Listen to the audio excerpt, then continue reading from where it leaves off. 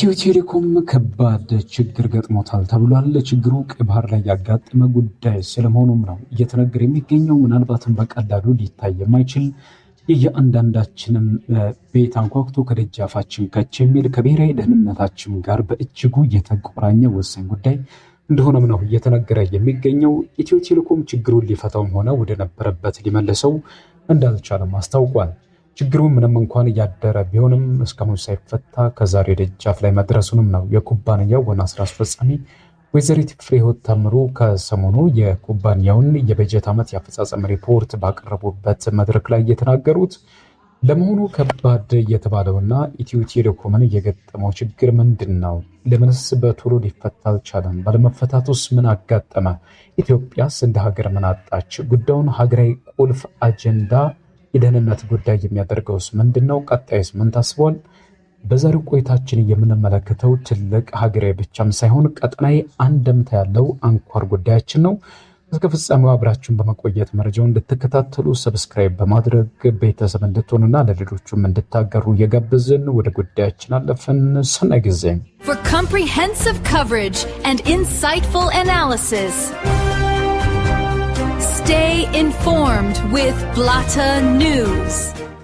ኢትዮ ቴሌኮም በቀይ ባህር ኮሪደር ላይ ባሉት የሰብ ማሪን ኬብሎች ላይ ለመጠገን ያልቻላቸው ጉዳቶች እንደደረሱ አስታውቋል። በኮሪደሩ በሚገኙ ኬብሎች ላይ ጉዳት ሲደርስ ለመከላከልም ሆነ ለመጠገን በጣም አስቸጋሪ እንደሆነ የተናገሩት የኩባንያው ዋና ስራ አስፈጻሚ ወይዘሪት ፍሬህይወት ታምሩ አሁንም ያልተጠገኑ ሰብማሪን ኬብሎች አሉን ብለዋል።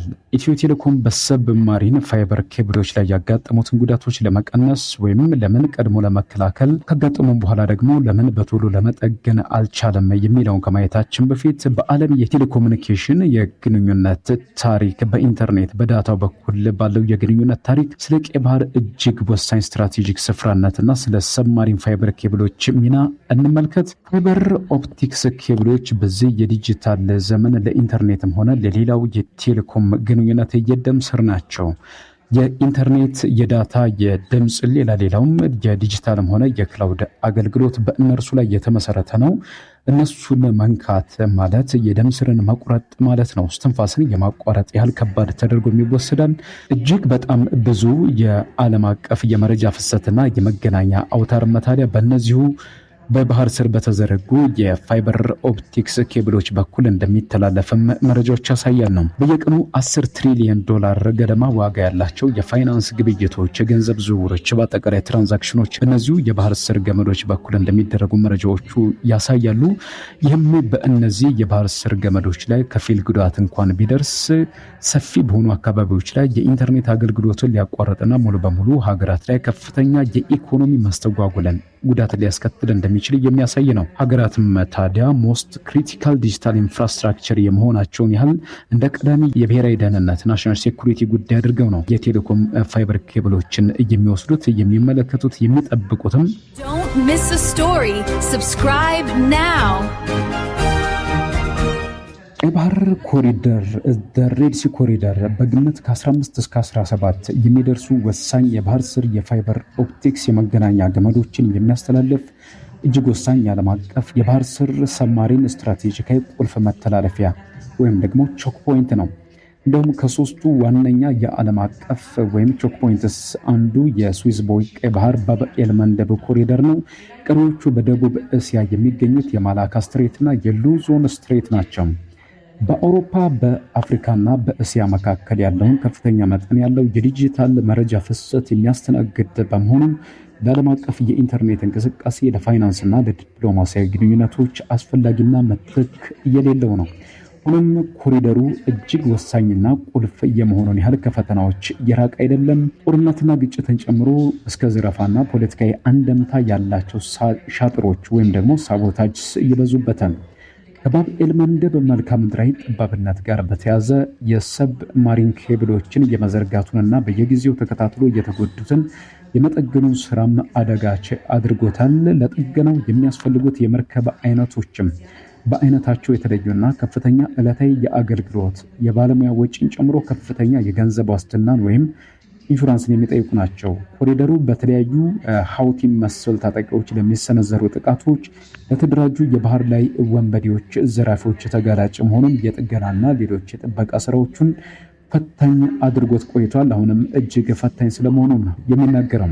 በኮሪደሩ በተዘረጉ ወሳኝ የቴሌኮም መሰረተ ልማቶች ምክንያት ታዲያ ቀይ ባህር ጥገኛ ሆነው ኢትዮ ቴሌኮምም እንዲሁ አይነት ችግሮች እየተፈተነ ነው የሚገኘው። የኢትዮጵያ የቀይ ባህር ጥገኝነት እስከምን ድረስ እንደሆነና ኢትዮ ቴሌኮምም ለምን እንደተቸገረ በወፍ በረር ለመቃኘት ያክል ከኢትዮጵያ የኢንተርኔትና የቴሌኮም መረጃ ፍሰት ከ95 በመቶ በላይ የሚሆነው በጅቡቲ በኩል በምድር ከሚያልፉና በቀይ ባህር ውስጥ በተዘረጉት ዓለም አቀፍ የባህር ስር ገመዶች ሰብማሪን ኬብልስ ላይ የተመሰረተ ነው።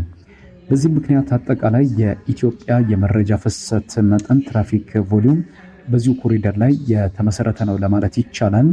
አብዛኛው የኢትዮጵያ ዓለም አቀፍ የኢንተርኔት ባንድዊድዝ የሚደርሰው በቀይ ባህር ስር በሚገኙ የጅቡቲ ቴሌኮም የባህር ስር ገመድ መቀበያ ጣቢያዎች ወይም ደግሞ ላንዲንግ ስቴሽንስ በኩል ነው።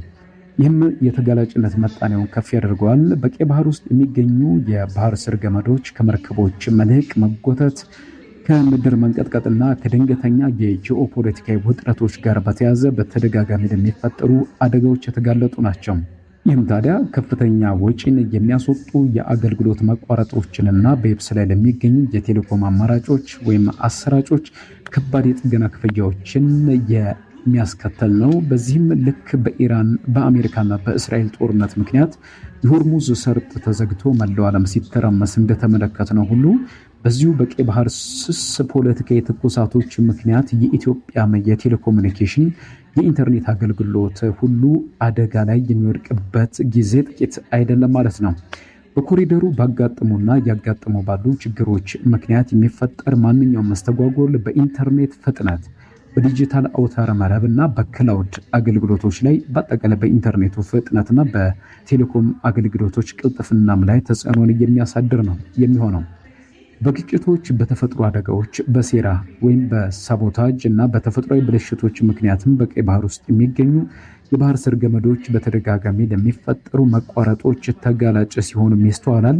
በዚህ ምክንያት ነው እንግዲህ ኢትዮ ቴሌኮም ዋና ስራ አስፈጻሚዋ እንዳሉት እክል እያጋጠማቸውንና እየተጎዱ የሰብማሪን ኬብሎችን በቀላሉ ለመጠገን እንኳን ያልቻለው። ይህ የሆነበት ምክንያት ደግሞ ቀደም ሲል እንደተገለጸው ሁሉ አይነተ ብዙ ምክንያቶች ስላሉ ነው። ከጦርነት ግጭትና ዘረፋው ባሻገር ማለት ነው።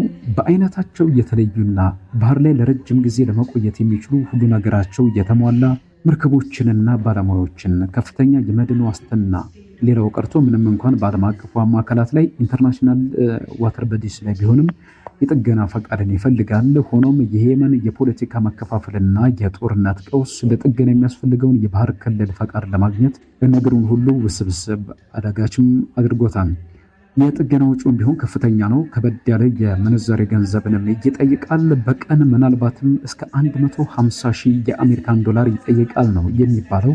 ይህም ታዲያ ለምሳሌ ኢትዮ ቴሌኮም በቅርቡ ወርሃ የካቲት አካባቢ ያጋጠመውን አንድ ብልሽት ለማስተካከል እስከ 1.5 ሚሊዮን ዶላር ተጠይቆ እንደነበርና የ4 ወራት የአገልግሎት መቋረጥ አስከትሎ ወይም አጋጥሞት እንደነበር ነው መረጃዎቹ የሚያሳዩት። የኬብሎቹ የጥገና ጉዳይ መጓተትም ጥራት ያለው የቴሌኮም አገልግሎትን ለመስጠት ካለማስቻልም በላይ ለከፍተኛ ወጪ የሚዳርግ ብሔራዊ ጥቅምንና ሉዓላዊነትንም አደጋ ላይ የሚጥል ነው። ታዲያ ይህንኑ ተከትሎ ከቅርብ ጊዜያት ወዲህ በተለይ በተከሰቱ የደህንነት ስጋቶች፣ አካላዊ ጉዳቶችና ቀጠናዊ ግጭቶች ምክንያት እነዚህ የባህር ስር መስመሮች በመስተጓጎላቸው ኢትዮ ቴሌኮም የየብስ ላንድ ቤዝድ አማራጮችን ለመገንባት ከሱዳንና ከጅቡቲ የቴሌኮም ኩባንያዎች ጋር አጋርነትን ስለመፍጠሩ ያው ዋና ስራ አስፈጻሚዋ ተናግረዋል። አጋርነቱ ቀደም ሲል ያልነው የሶስትዮሽ ሆራይዘን ፋይበር ኢኒሺየቲቭ ነው። እቅዱ በየብስ ላይ የሚዘረጋ አውታረ መረብን በመገንባት የኢንተርኔት አገልግሎት ተጠማሪነትን ማጠናከርና አፍሪካን ከአውሮፓና እስያ በየብስ የሚያገናኝ ተጨማሪ ወይም ደግሞ ረደንዳንት የመገናኛ መስመርን ለማቅረብ በማሰብ የታቀደ ወይም የተዘጋጀ ነው። የፋይበር የሰብማሪን ኬብሎችን መደራረብ ረደንዳንሲን ለመቀነስ ወይም ደግሞ ተክቶ ሊያገለግል የሚችል መሰረተ ልማትን በመዘርጋትና በማስፋት ችግሩን ለመቅረፍ የሚያስችል ስለመሆኑም ዋና ስራ አስፈጻሚዋ ተናግረዋል። ትብብሩ ወደ ውጤት ሊቀየር ከሚችልበት የመጨረሻው ምዕራፍ ላይ ደርሷል ያለውም ሲሆን ከቀጣዩ ዓመት ጀምሮ ገቢ ማመንጨት እንደሚጀምር ገልጸዋል። አገልግሎቶቹን ወደ ሌሎች ሀገራት ይዞ የመግባት ውጥን ያለው ኢትዮ ቴሌኮም ከካሜሩን ናሽናል ኦፕሬተር ካምቴል ጋር የማኔጅመንት ሰርቪስ ስምምነት ስለማድረጉም ገልጸዋል። ሶስቱ ፈራሚ ኦፕሬተሮች ውሉን እስከ ወርሃ ጥር እስከ መጨረሻ ድረስ በማጠናቀቅና አገልግሎቱን እስከ ኤፕሪል ሚያዝያ ድረስ ለመጀመር ስለመፈለጋቸውም ተገልጿል። እስከ ኤፕሪል 25 ያው እስካሳለፍነው ሚያዝያ ድረስ ይጠናቀቃል ተብሎ የሚጠበቀው ወይም ደግሞ ተጠናቋል ተብሎ የሚታሰበው የመጀመሪያ ፕሮጀክቱ ምዕራፍ የ1 ቴራባይት መረጃ ለማስተላለፍ አቅም ያለው ስለመሆኑና ያንን አቅም ለመፍጠር የሚያስችል እንደሆነም ተነግሯል። አዳዲሶቹ የፋይበር መስመሮች ከ10 እስከ 15 ዓመታት የሚያገለግሉ እንደሚሆኑም ይጠበቃል። Don't miss a story. Subscribe now. ኢትዮ ቴሌኮም ቀይ ባህር ላይ በተዘረጉ የሰብ ማሪን ፋይበር ኬብሎች ላይ ያጋጠሙትን ጉዳቶች መነሻ አድርገን ጉዳቶቹን ለመጠገን ለምን አልቻለም በሚል በዓለም የቴሌኮሙኒኬሽን ግንኙነት ውስጥ የቀይ ባህርን ቁልፍ ስፍራነት በጥልቀት የዳሰስንበት የዛሬ ቆይታችን የተከታተላችሁትን ይመስል ነበር። ቆይታውን እንደወደዳችሁት ተስፋ እናደርጋለን። እዚህ ጋር ግን እናንተስ በዚህ ጉዳይ ላይ ምን አስተያየት አላችሁ በሚል ለመጠየቅ እንወዳለን። የብስ አማራጮች የቀይ ባህርን ስጋት ሙሉ በሙሉ ሊቀርፉት ይችላሉ ብላችሁ ታስባላችሁ ወይ?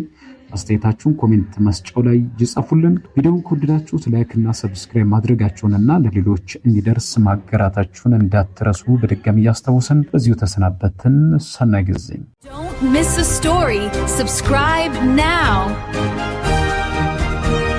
Join our community for the news that matters.